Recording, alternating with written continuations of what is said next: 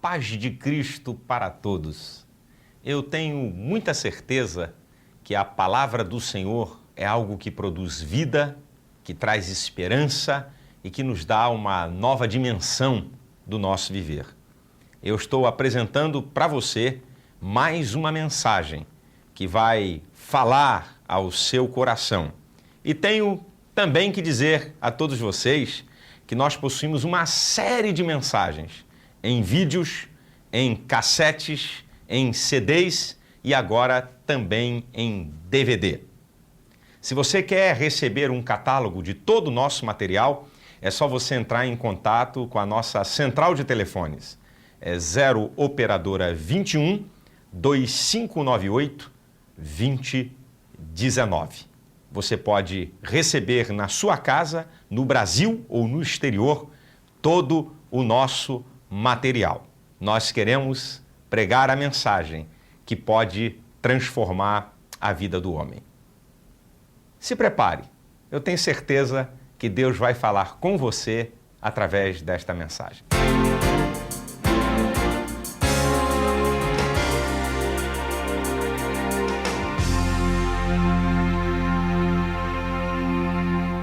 Bem, nós estamos aqui no Templo da Assembleia de Deus do Bom Retiro, em São Paulo, na rua Afonso Pena 560, perto da estação do metrô Tiradentes, igreja cujo pastor é o meu amigo pastor Jabes de Alencar. E nós estamos aqui no culto da quarta-feira da... Claro que vitória é todo dia, mas nesse culto aqui nós fazemos orações especiais em favor de que Deus conceda vitórias ao seu povo, campanhas por vitória e, lógico, pregamos a palavra de Deus. Eu vou trazer uma palavra aqui para você que está aqui na igreja, para você que está me vendo pela TV ou pela fita, de um assunto que é do conhecimento de todo mundo. Você sabe que de vez em quando na igreja a gente precisa pregar coisa que todo mundo sabe? Por dois motivos. Primeiro, por três. Primeiro, por causa das pessoas que não têm nenhum conhecimento da palavra de Deus. Segundo, por causa dos novos convertidos. Terceiro, por causa dos velhos convertidos. Porque nós temos uma memória e de vez em quando a nossa memória falha. Por isso que Paulo diz em Filipenses no capítulo 3, que eu não me canso de escrever as mesmas coisas, porque é segurança para vós, para reciclar você. Eu estou falando isso sem nenhum ponto de hipocrisia ou de farisaísmo, mas com muita honestidade. Eu vou falar coisas aqui que você está cansado de ouvir pastor falar, mas só para lembrar você, ok? Eu quero falar sobre a importância da gente ter conhecimento e experiência com Deus. Abra sua Bíblia no livro de Juízes e você vai deixar aberta no capítulo de número 2 do livro de Juízes. Eu vou ler apenas um versículo, que é o versículo de número 10, ok? E foi também congregada toda aquela geração a seus pais. E outra geração após eles se levantou, que não conhecia o Senhor, nem tampouco a obra que fizera a Israel. Esse texto aqui sintetiza o seguinte: uma geração nova depois da geração Josué. Aquela geração que entrou na terra prometida, que conquistou a terra, que viu milagres de Deus. Agora surge uma nova geração que não conhecia ao Senhor e nem tampouco a obra que fizera a Israel. A verdade aqui é que eles nem sabiam daquilo que o Senhor tinha feito e que os beneficiava. Até isso eles não sabiam. O porquê da existência. O porquê de conquistarem aquele lugar. Nem aquilo que Deus tinha feito em favor deles, eles não sabiam neca de pitibiriba. E aí, meu amado, eu destaco essa importância de se conhecer a Deus e de se ter uma experiência pessoal com Deus. Irmãos, escute o que eu vou dizer para você. Deus é o Deus do universo. Deus é o Deus de toda a terra. Deus é o Deus de Israel. Deus é o Deus da igreja. Pode ser o Deus dos meus pais e da minha família, mas ele tem que ser o meu Deus. O meu Deus. Um Deus pessoal. O mesmo Paulo que mostra, o apóstolo, o Deus do universo, o Deus de toda a terra, o Deus de Israel, o Deus da igreja, é o mesmo Paulo que muitas vezes utiliza-se de pronomes pessoais, de uma linguagem pessoal para Deus. Em Filipenses, ele diz lá, o meu Deus, segundo as suas riquezas, é meu, Deus é meu, eu tenho relacionamento pessoal com ele. Filipenses 4,19. Depois Paulo, lá em 2 Timóteo, capítulo 1, versículo 12, ele diz, eu sei em quem eu tenho crido, eu conheço Deus, eu tenho relacionamento com Deus.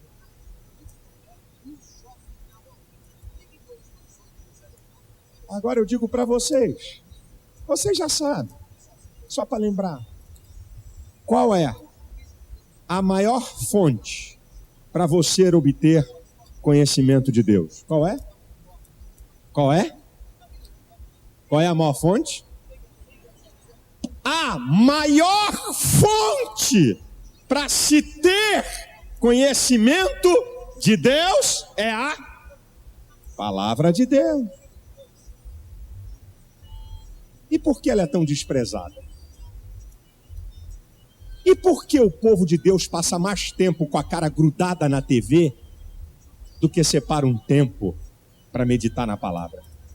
Por que o povo de Deus nesses dias de hoje, eu estou preocupado com essa geração de hoje, passa mais tempo na internet? Não tem nada a ver, eu não tô aqui discutindo a questão de ver televisão, nem de entrar na internet, eu estou discutindo a questão de administração de tempo. Então por que se passa tanto tempo na internet e tão pouco tempo com a palavra? Por que o povo de Deus nesses dias dedica tanto tempo a entretenimentos? Eu não estou falando nem de TV, tira a TV, tira a internet, sabe? É passeio, é tanta coisa para divertir, é tanta coisa. Por quê? Por que se gasta tanto tempo com isso e muito pouco tempo com a palavra de Deus? Por que se gasta tanto tempo com coisas fúteis e tão pouco tempo com a palavra de Deus, se ela é a fonte principal do conhecimento? Porque, irmãos, até a nível da vida cristã, nós damos prioridade às coisas secundárias. Você quer ver? Tem gente que gasta mais tempo com o departamento da igreja do que com a palavra. Meu Deus, é tanta atividade nesse departamento, é tanta atividade neste coral, porque gente gasta mais tempo com coisas subjetivas da vida cristã do que propriamente com a palavra. Se gasta tanto tempo se preparando festas na igreja, é aniversário do coral, aí tem que dedicar todo o tempo, 4 meses para ensaiar o coral, e eu vou na ferida. Muitas vezes não é nada para a glória de Deus, é para alisar ego. Ei, o coral, Fantástica orquestra. Que belo aniversário da igreja, pastor. Irmãos da equipe da coordenadoria do evento. Se gasta tanto tempo com coisas subjetivas do que propriamente com a palavra de Deus. Eu não estou dizendo que elas não têm nenhum valor, não é isso. Eu estou falando de prioridade. Se gasta tanto tempo nos shows. Show evangélico, hoje está tão em moda. Show. É show. Assobio, gritaria, levanta o cartaz com a fotografia do cantor. Sabe? Frição, correria. Fica-se 8 horas em show e não é capaz de ficar 1 hora para ouvir a palavra de Deus.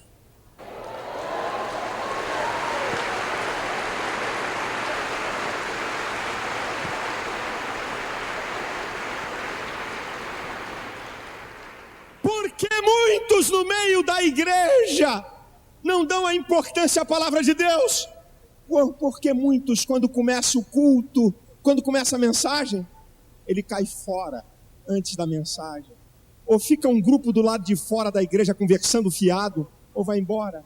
Outros, no meio da mensagem, dão as costas para o pregador, que é uma tremenda falta de educação, dá as costas para o orador, a não ser que você tenha uma necessidade para sair, certo? Porque não está gostando da mensagem, ou porque o pastor já está se alongando um pouco. Já está, esse pastor não entende que está muito perigoso a rua e ele está se excedendo um pouco. Ou então outros que assistem a mensagem toda, mas não estão nem aí, a cabeça está em outro lugar, ou quando não fica conversando com alguém que está do lado e perturbando quem quer ouvir a mensagem. Sabe, quer conversar, sai fora daqui, vai conversar lá fora. Perturbando quem quer ouvir e falando da vida dos outros e de coisa que não tem importância nenhuma. O que é que está acontecendo? Se a principal fonte do conhecimento é a palavra e a palavra tem sido desprezada. Salmo 119, versículo 130 diz: a exposição da tua palavra dá luz e entendimento aos simples.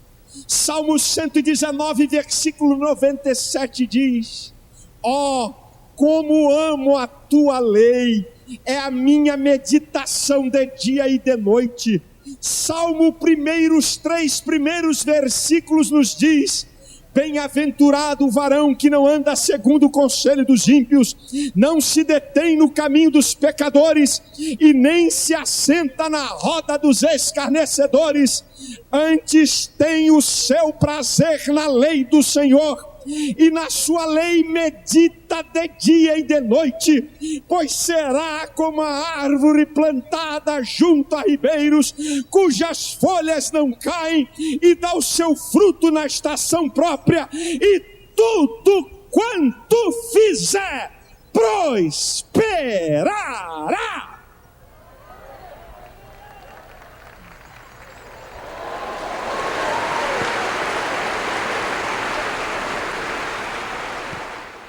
Oséias 4:6: o meu povo foi destruído porque lhe faltou conhecimento. A única coisa que pode destruir o povo de Deus, não tem demônio, não tem diabo, não tem sistema político, militar, econômico, social que pode destruir o povo de Deus, unicamente a falta do conhecimento de Deus.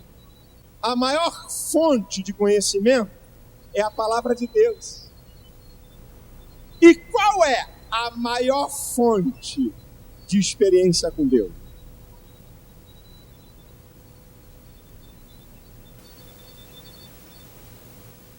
Isso aí é subtópico do que é principal. Escute, aprenda. A maior fonte de conhecimento de Deus é a palavra de Deus.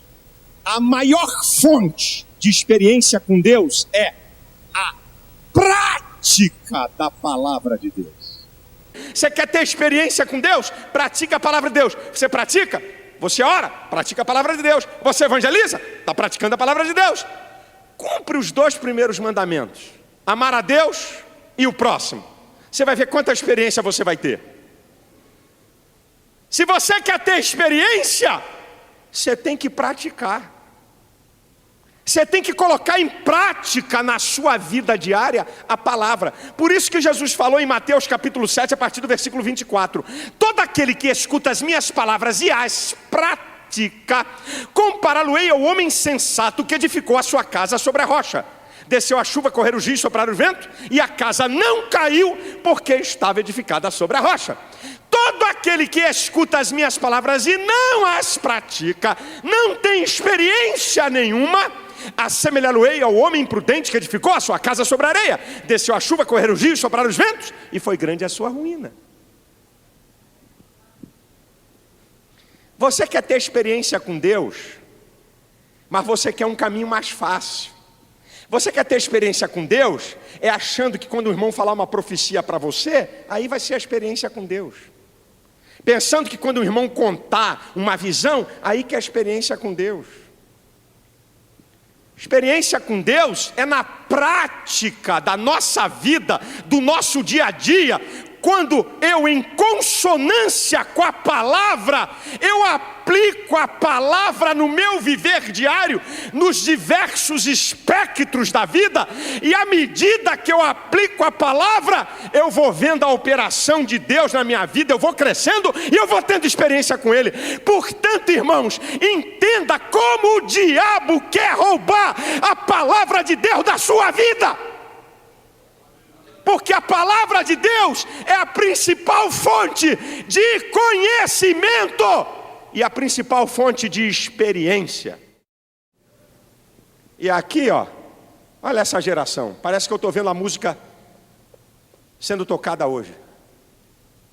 Uma geração que não conhecia o Senhor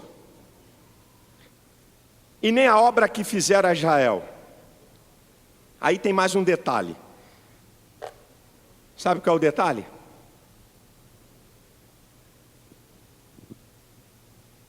A geração que não conhecia o Senhor, nem a obra que fizera a Israel. Escute o que eu vou dizer para você. Conhecimento se transfere. Experiência você só transfere a informação, porque a experiência é quem vive. Você só vai transferir a informação da experiência. Experiência tem que ser vivida. Sabe o que eu olho aqui? Os pais e os mais experientes não transmitiram conhecimento nem informação. O que é que estamos transmitindo aos nossos filhos e à geração mais nova na igreja? Olha a nossa responsabilidade. Quando eu li isso aqui, uma geração que não conhecia o Senhor. Muito bem, não quer conhecer, tá, ok. Mas a segunda parte, nem tampouco a obra que fizera o Senhor a Israel, não contaram para eles que aquilo que eles eram, que eles tinham, foi a mão de Deus. O que é que você está contando para os seus filhos? Provérbios 22:6 ensina, transferência de conhecimento. A criança no caminho que deve andar, quando envelhecer não vai se desviar dele. Transferiu conhecimento, transferiu informação. Será que você está contando para os crentes mais novos? Será que você está... Porque ensinar, meu irmão, não é fácil. Requer tempo. Requer energia. Isso ninguém quer dar tempo para nada. Será que nós estamos preocupados com uma geração que está chegando agora na igreja? Ou com os nossos filhos? Ou nós estamos tão acostumados com as coisas e achando que tudo é normal, que nós não estamos nem preocupados com essa gente que está chegando agora. Você já contou para a tua família o que Deus tem feito na tua vida, desde que seus filhos são pequenos? Você tem dito para eles? Seu filho está escutando quem você era e que agora você foi transformado pelo poder de Deus? Estamos falando para gerações novas o que é realmente responsabilidade com Deus e com a sua obra, e que evangelho não é uma coisinha qualquer, mas é seriedade, é renúncia, é se aplicar a Deus, é dizer não para a sua vontade. O que é realmente vida cristã? O que estamos informando, irmãos? Ou será que quando um crente novo chega na igreja, a primeira coisa que ele sabe é da vida do pastor, da família do pastor, e fala mal da igreja? O que a gente está transferindo? Sabe qual é o resultado? Sabe qual é o resultado de quem não conhece a Deus e quem não tem experiência com Deus? Acompanha comigo. Aberta aí no livro de Juízes. Olha o que acontece com a geração que não conhece a Deus, que não tem experiência com Deus. Versículo de número 12. Só a abertura. Deixaram o Senhor. Uma decisão pessoal. Deus não obriga ninguém a servi-lo. Eu acredito no livre-arbítrio. E tanto acredito no livre-arbítrio que em Romanos 14:12 diz que cada um dará conta de si mesmo a Deus. Só dá conta quem é responsável por suas ações. Se você não é responsável, você não dá conta. É uma escolha, é uma decisão pessoal, querer ou não servir a Deus. E aqui no caso, uma escolha errada. Fizeram uma escolha errada. Deixaram a Deus. Quem sabe o Espírito Santo trouxe alguém aqui hoje, colocou diante desse aparelho de TV gente que está se decidindo em deixar a Deus, pensando que lá fora a coisa vai ser muito boa. Jeremias capítulo 2, a partir do versículo 11 diz assim: houve alguma nação que deixasse os seus deuses, posto não serem deuses? O meu povo me deixou pelo que não é de proveito algum. Espantai-vos disto, ó céus, horrorizai-vos, porque o meu povo fez duas maldades. A mim me deixaram o manancial de águas limpas e cavaram cisternas rotas que não retêm as águas. Tem gente dentro da igreja querendo cavar cisterna rota, querendo jogar fora tudo aquilo de bom que Deus tem feito com você até hoje.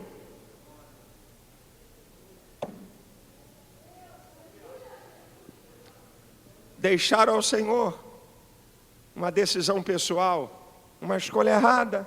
Número 2, versículo 13. Porquanto deixaram ao Senhor e serviram a Baal e a Astarote. Olha, se você pensa que você pode deixar ao Senhor e vai ficar imune e independente, você está enganado. Se você deixar ao Senhor, você vai se submeter a alguma coisa que vai estragar e destruir a sua vida. Eles estavam pensando que deixando a Deus e seguindo a Baal e Astarote, que era uma boa. Quem era Baal e Astarote? Os deuses dos cananeus, masculino e feminino. Deuses da fertilidade. Naquela época, as chuvas eram derramadas entre os meses de abril e maio. A estiagem parava aí e só voltava a chover outubro e novembro. Então se cultuava para que Baal tinha um deus que matava Baal, aí vinha a tal da Astarote e conseguia com outros deuses levantar Baal de novo, e quando eles se relacionavam, então a terra produzia de novo, e haviam verdadeiros festivais de sensualidade, de prostituição, de pecados dessa área sexual, sabe? Promiscuidade a todo vapor, e o povo de Israel, puxa, olha só, rapaz, aqui o camarada tem que ter responsabilidade com uma mulher. Lá o negócio é bota pra quebrar, um fica com a mulher do outro, outro fica com a mulher de um.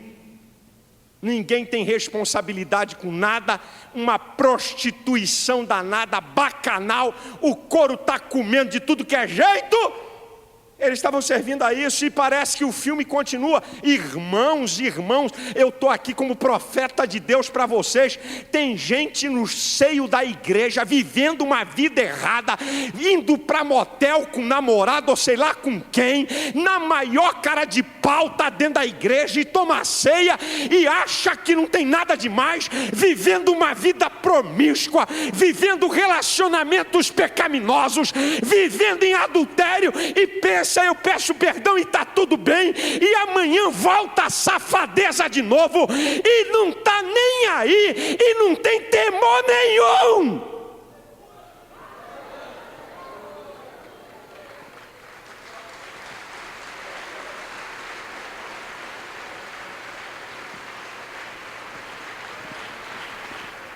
O que é que está acontecendo com essa geração?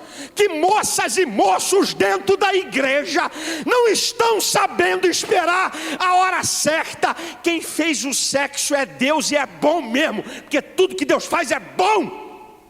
Mas tudo na nossa vida tem um tempo, tem uma maturação, tem uma maturidade, tem uma disciplina, tem uma regra. Gente criada na igreja, gente que conhece o evangelho, não é por falta de não saber não, gente que sabe e está vivendo em pecado dentro da igreja, camarada marmanjo dentro da igreja, querendo papar as garotas da igreja e não quer casar com ninguém. Deixa de ser safado, ou se converte ou cai fora daqui.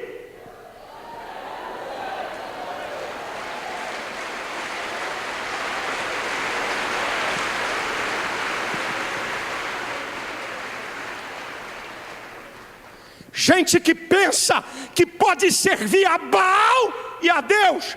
Gente que pensa que pode ser dominado pelos desejos da sua carne e viver uma vida desregrada, e que também pode viver uma vida com Deus. Ah, você está enganado. Quando se deixa a Deus, se prepare para servir outra coisa. E sabe o que a Bíblia diz? Em 2 Pedro 2,19, de quem alguém é vencido, do tal torna-se servo. Escute aqui, filha, filho, eu não estou falando, eu tenho filho adolescente. Eu não estou pregando só para vocês, não estou pregando lá para dentro da minha casa. Eu tenho filhos adolescentes. Escuta aqui, moço e moça. Se você se deixar vencer pela prostituição, vai virar escravo dela. E sabe o que pode acontecer com você amanhã? Você ser uma mãe solteira. Você ser um pai antes da hora. Você ter doenças venéreas gravíssimas. Você abortar e deixar sequelas no seu psicoemocional para o resto da vida. Está brincando? O diabo quer te destruir. O diabo quer envergonhar você e a tua família. O diabo quer ridicularizar a igreja. Olha lá, essa garota aqui que mora do lado, todo dia vai com Bíblia para a igreja. Esse garotão aqui, todo dia vai com Bíblia aí, ó. Fez filho numa menina lá, ó. E você vai perturbar toda a história da tua vida, porque você está praticando ou fazendo uma coisa antes da hora e antecipando. E você pode Fora tudo isso da prática da vida que escondem, eu estava lendo a informação. Irmãos, escute o que eu vou dizer para vocês. Essa tem sido uma média de 2002 para cá. 800 mil meninas na idade de 12 a 18 anos são mães solteiras no Brasil. Porque a televisão e toda a informação, a licenciosidade, a permissividade, nada faz mal, está tudo bem. Eu estava lendo, rapaz, um resumo de um congresso de psicanálise que aconteceu em 1989. Eu li um resumo do que aqueles caras que não temem a Deus, que não sabem nada de Deus, que não conhecem a Deus, disseram o seguinte: nós não estamos vendo uma inversão de valores, nós estamos vendo uma demolição de valores. Quanto mais o homem se tornar sem limites, mais ele se torna insaciável. Se você quebrar todas as regras e todos os limites, o ser humano se autodestrói. Eu li um estudo de um pesquisador.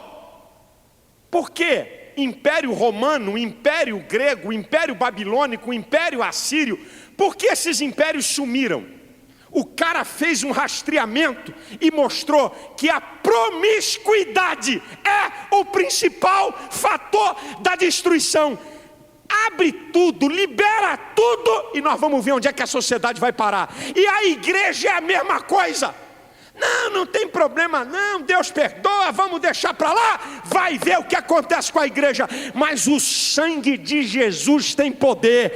Nós estamos aqui para balizar você, para colocar o limite em você, para você tomar cuidado, porque esse rumo pode destruir sua vida. Deixar ao Senhor. Agora olha a segunda parte do versículo 20. O texto ele não obedece uma ordem cronológica, ele é repetitivo de alguns temas. Olha só, a segunda parte do versículo: porquanto este povo transpassou o meu concerto, que tinha ordenado a seus pais, e não deu ouvidos à minha voz. Primeiro, deixam ao Senhor. Segundo, servem os deuses dessa terra. Terceiro, não dão ouvido à voz de Deus. Deus está falando, entra por um ouvido e sai pelo outro. Não estão dando nenhuma importância. Deus fala através da palavra, Deus fala através do Espírito e Deus fala através dos seus servos. Mas eles não estão dando importância. Pode falar. Entra por aqui e sai por aqui. Quarto. Versículo 14 e 15. O negócio vai apertar, gente. Irmãos, eu sou responsável pelas minhas atitudes. Todas as minhas atitudes vão gerar consequências. Isso aqui são as consequências. Não quer conhecer Deus? Não quer ter experiência com Deus? Não quer? Vai deixar Deus, vai ser dominado pelos deuses desse mundo, não vai dar importância. Deus fala, Deus aconselha, Deus exorta, Deus desperta, e o camarada não dá importância, e aí a coisa vai apertar.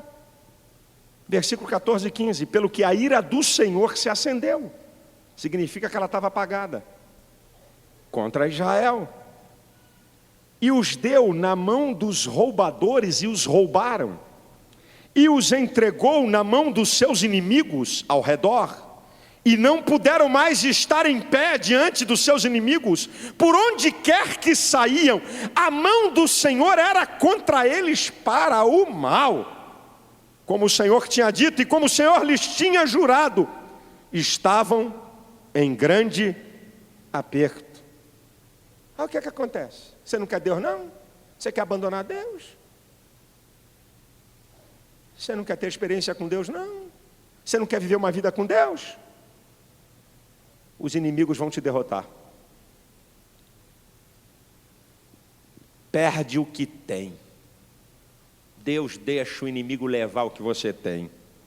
Olha, nada dá certo, só tem derrota.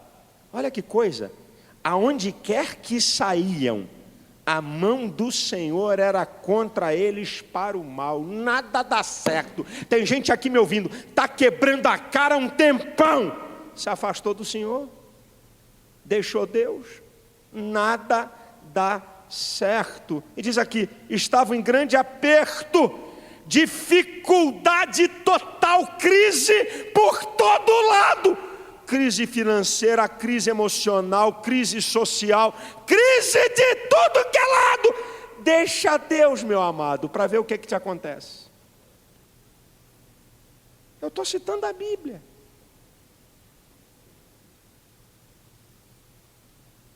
Agora, em quinto lugar, eu acho admirável esse versículo. O versículo 16 diz assim: e levantou o Senhor juízes, que os livraram da mão do que os roubaram. Sabe o que eu aprendo aqui? O Deus da oportunidade. Que coisa linda, que a gente nunca vai entender com a razão humana. O Deus da oportunidade. Eu entendo o que Lamentações 3:22 em diante diz: as misericórdias do Senhor são a causa de não sermos consumidos, elas são novas a cada manhã e elas não têm fim. Eu tenho certeza que o Espírito Santo colocou essa palavra no meu coração, porque Deus está dando oportunidade a gente que está aqui na igreja, a gente que está me vendo pela TV ou vendo essa fita. Deus está te dando uma oportunidade. Você não está vendo? A tua vida é só derrota, a tua vida é só problema. Você me abandonou, você me deixou, mas eu vou te dar um escape. Eu estendo a mão para você, eu te dou uma saída. Eu dou um escape para você sair dessa vida de derrota e de desastre. E o Senhor está falando aqui com alguém.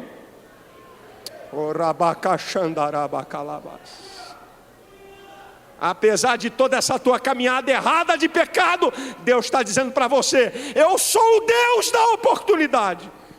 Eu vou providenciar uma saída. Juízes era o governo teocrático. Deus levantava homens que libertavam Israel do domínio daqueles povos. Deus dava um escape. Agora escute o que eu vou te dizer. Olha que gente com estilo de vida medíocre, frágil, instável. Olha só.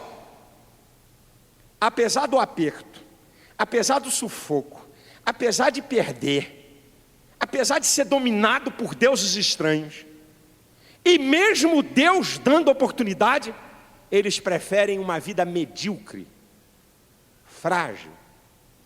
Versículo 18 e 19. E quando o Senhor lhes levantava juízes, o Senhor era com o juiz e os livrava da mão dos seus inimigos, todos os dias daquele juiz, porquanto o Senhor se arrependia pelo seu gemido, por causa dos que os apertavam e oprimiam. Porém, contudo, todavia, sucedia que, falecendo o juiz, tornavam e se corrompiam mais do que seus pais, andando após outros deuses, servindo-os, encurvando-se a eles, nada deixavam das suas obras, nem do seu duro caminho. Deus dá oportunidade, Deus sinaliza, Deus fala, tudo isso eu já vi aqui, mas a vida é medíocre. Sabe que tipo de vida deles? É aquele, eu já falei numa mensagem, o tipo de vida dessa gente. Durante 400 anos aproximadamente eles viveram nesse estilo de vida. Movimento cíclico. Movimento cíclico em torno do seu próprio eixo. Ó.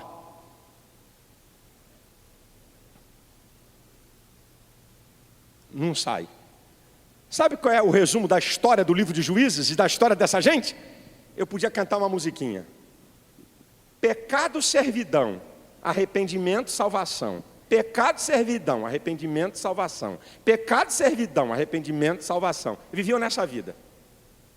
Pecado, servidão, aí se arrependiam, clamavam a Deus, Deus salvava. Daqui a pouco, pecado de novo, servidão de novo. Aí se arrependia. Tem gente assim na igreja. Já viu? Como tem gente no meio da igreja vivendo de forma cíclica. Está sempre em torno daquela mesma história. É um tempo na igreja e um tempo no mundo. Crente Raimundo. Um pé na igreja e outro no mundo. Hã? É um tempo na igreja, meu Deus, cadê aquele irmão que falava tanta língua estranha? Pastor Jabes, aquele irmão era uma benção. Cadê ele? Sumiu, tomou Doril. Sumiu, rapaz. Aí passam-se 6, 7, 8, 9 meses. Daqui a pouco voltei de novo. Pastor, meu Deus, eu estou de volta, aleluia. Foi Deus que me deu uma oportunidade, uma maravilha. Gente que serve a Deus, ou que vem para Deus, por causa do sufoco, da dificuldade e do aperto, não é porque ama a Deus, é porque está atrás da bênção de Deus. Tem um monte de gente assim. Quando a coisa está feia, o couro está comendo no lombo dele, o pau está quebrando, ele vira santo. Maravilha, ora, jejua, mistério, estou sempre aqui, estou pronto, trabalho. Aí a coisa fica boa, ele esquece, igualzinho a eles aqui. Quando está em sufoco, tem tempo para orar, tem tempo para a palavra, tem tempo para vir à igreja, tem tempo para servir. Aí Deus abre as portas, porque Deus é misericordioso, é amoroso, e não dá para a gente dimensionar o amor e a misericórdia de Deus. Aí Deus está sempre dando uma chance. Aí quando tudo vai bem, Ele dá as costas. É vida cíclica. Crente gangorra, um dia lá em cima, outro dia lá embaixo. Um dia bem com Deus e outro dia em pecado. Um dia em vitória, outro dia só em derrota. Assim. Um dia cheio de fé e outro dia cheio de incredulidade. Gente que está atrás de Deus, não por aquilo que Deus é, mas só por aquilo que Deus faz. Essa gente nunca vai ter uma vida consistente. Não vai ter nunca uma vida consistente. Olha aqui. Mas pastor, como é que é Deus tremendo? Quantas oportunidades Ele dá e tal. E pecado, servidão, arrependimento, salvação. Pecado, servidão, arrependimento, salvação. Mas pastor, quantas oportunidades? Escute uma coisa que eu quero dizer para vocês. 400 anos, Deus dando oportunidades para eles. Eles se arrependiam, clamavam, Deus dava um escape. Pecavam, eram escravizados, se arrependiam, Deus dava um escape. Só que, durante esse tempo, muita gente morria. Muita gente sofria derrotas irreparáveis. Esse é o problema, irmão. O problema não é a oportunidade de Deus, não. O problema é o que você monta para a sua vida. Deus está sempre dando uma oportunidade, mas pode ser que numa dessa que você saia, você vai ter sequelas que nunca mais vai poder consertar na sua vida. Deus vai te perdoar, ok, mas a marca vai ficar lá. Sabe, numa brincadeira dessa, sabe? De um dia na igreja, outro no mundo, numa brincadeira dessa, você perde a família. Numa brincadeira dessa, você perde uma boa esposa. Numa brincadeira dessa, você sofre um acidente grave e fica lesado para o resto da vida. Não é Deus não, Deus está sempre dando oportunidade. Só que numa brincadeira dessa tem derrota, tem morte, tem desastre, tem desgraça.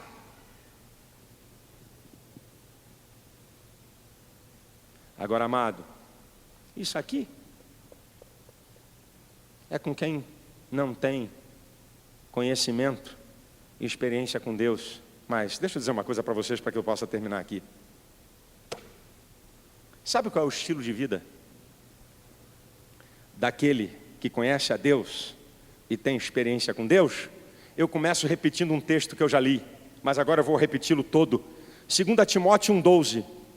por cuja causa padeço e não me envergonho, porque eu sei em quem eu tenho crido, e que é poderoso para guardar o meu depósito até aquele dia. Querido, quem conhece a Deus e quem tem experiência com Deus, não se envergonha da sua fé, e tem uma vida firme até aquele dia.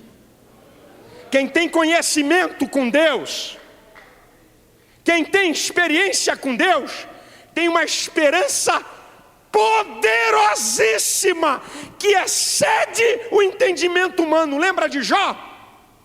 Perdeu tudo, perdeu 10 filhos, perdeu toda a riqueza, perdeu tudo que tinha, ficou doente, miseravelmente doente, mas lá no capítulo 19, versículo 25, ele diz: eu sei que o meu Redentor vive, e que por fim se levantará sobre a terra, ainda que a minha carne seja consumida, nos meus ossos verei a Deus. Conhece a Deus, tem experiência com Deus, tem uma esperança poderosa. Quem conhece Deus, quem tem experiência com Deus, até quando não tem nada, glorifica a Deus, e até quando perde tudo é forte. Abacuque 3,17: ainda que a figueira não floresça, não haja frutos no campo, o produto da oliveira minta, no curral não haja vacas, as ovelhas da manada sejam arrebatadas, todavia eu exultarei, o Deus da minha salvação, Jeová, o Senhor é a minha força. É gente que conhece Deus.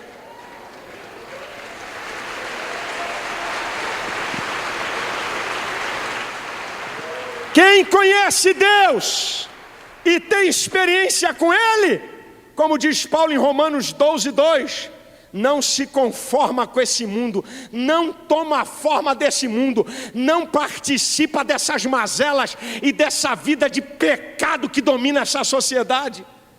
Quem conhece a Deus e quem tem experiência com Deus, nada, absolutamente nada dessa vida te separa dele.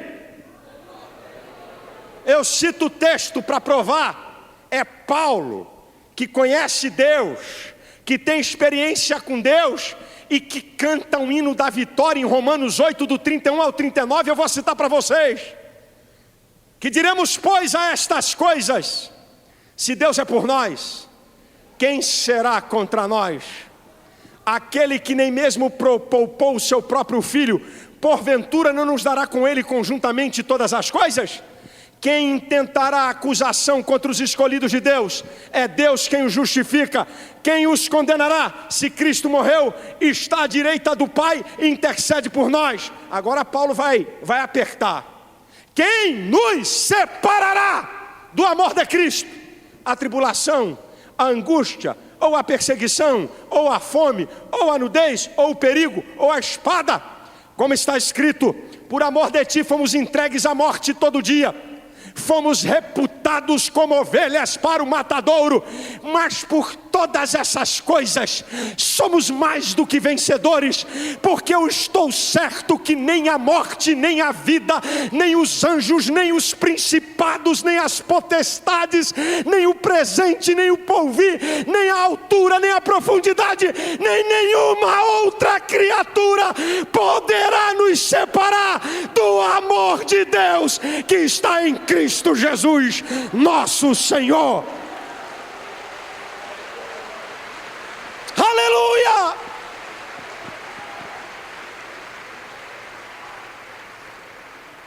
É quem conhece Deus, é quem tem experiência com Deus. Quem conhece Deus e tem experiência com Deus, não vive de cabeça baixa resmungando da vida, não vive de cabeça baixa reclamando porque a coisa está feia ou porque tem tribulação. ele conhece o seu Deus, ele sabe a quem ele serve, ele conhece o poder de Deus, ele sabe que Deus jamais o vai abandonar e que tudo que está acontecendo na vida é para ele crescer, é para ele se estruturar, é para ele aprender, é para ele chegar mais perto de Deus. Mesmo que eu não tenha nada, mesmo que me falte tudo, eu não abandono Deus. Eu conheço Deus, eu sei quem Ele é.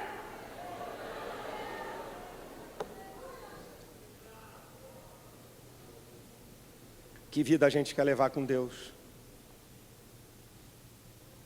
Sem experiência, gente, sem conhecimento, o fracasso vai bater na nossa porta.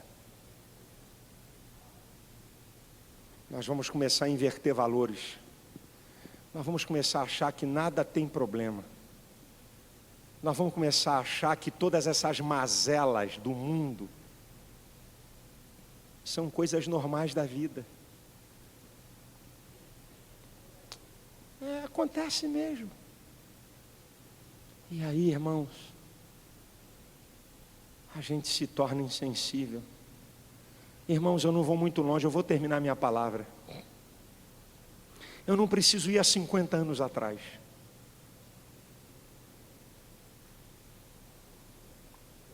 Há bem pouco tempo atrás, quando alguém que era membro da igreja, batizado na igreja, participava da igreja, quando caía em pecado, a pessoa ficava com vergonha,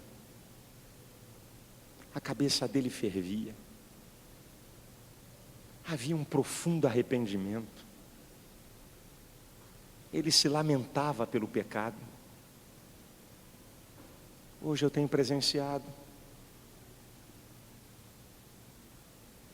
não tem vergonha, não tem arrependimento, não tem quebrantamento, não tem choro,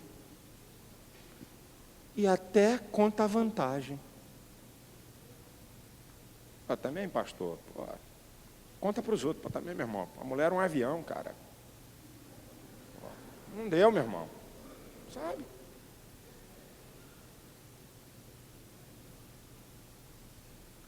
Nós estamos dando normalidade àquilo que a Bíblia condena.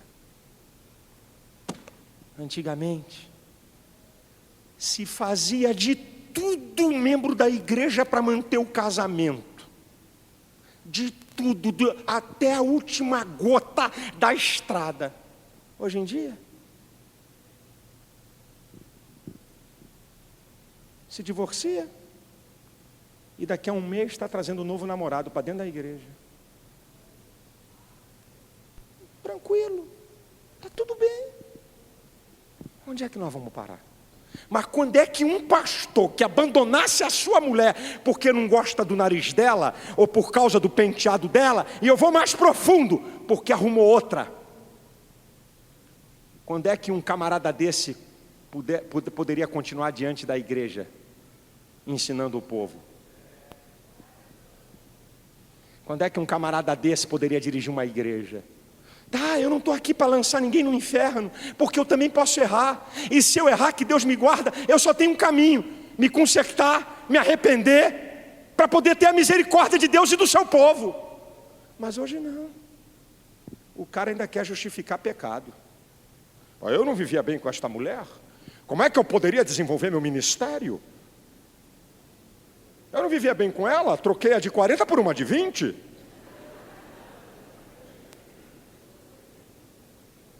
E aí qual é o referencial para o povo? E aí onde é que nós vamos parar? E aí onde é que nós vamos? Eu sei que tem casos e casos. Eu sei que há casos. Eu conheço até alguns. Mas eu não estou falando disso.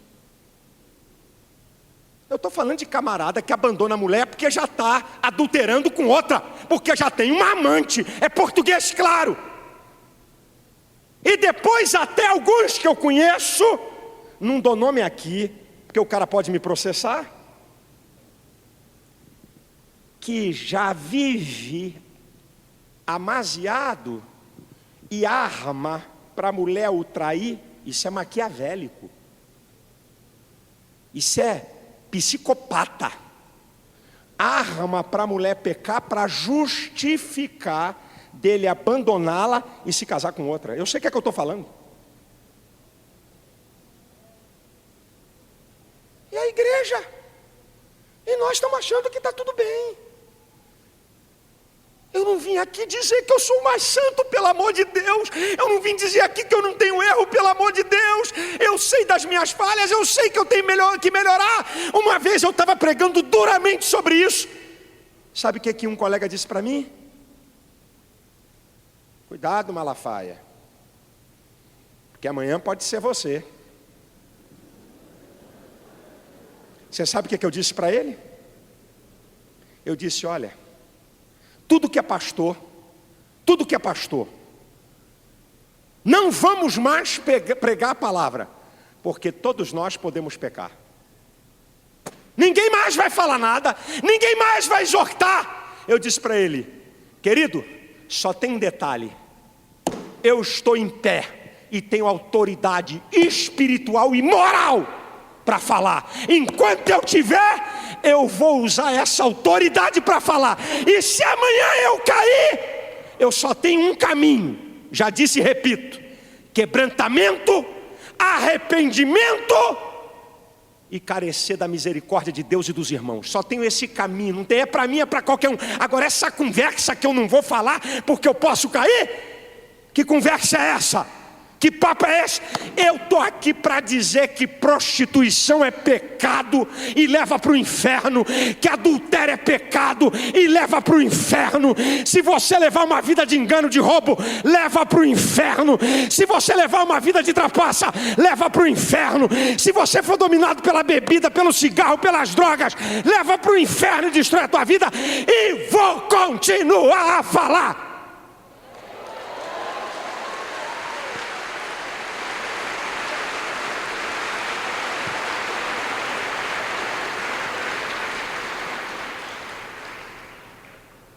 O Senhor tenha misericórdia de nós. O Senhor tenha misericórdia dessa geração. O Espírito Santo nos ajuda.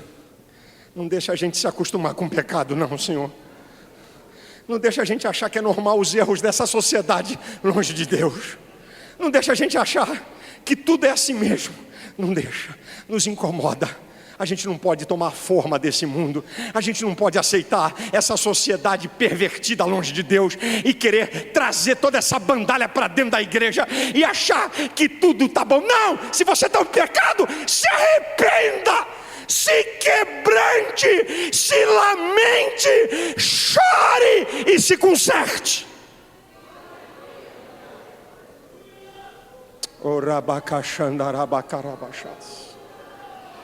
O Espírito Santo, ajuda-nos para vivermos uma vida de quem conhece a Deus e de quem tem experiência com o Senhor.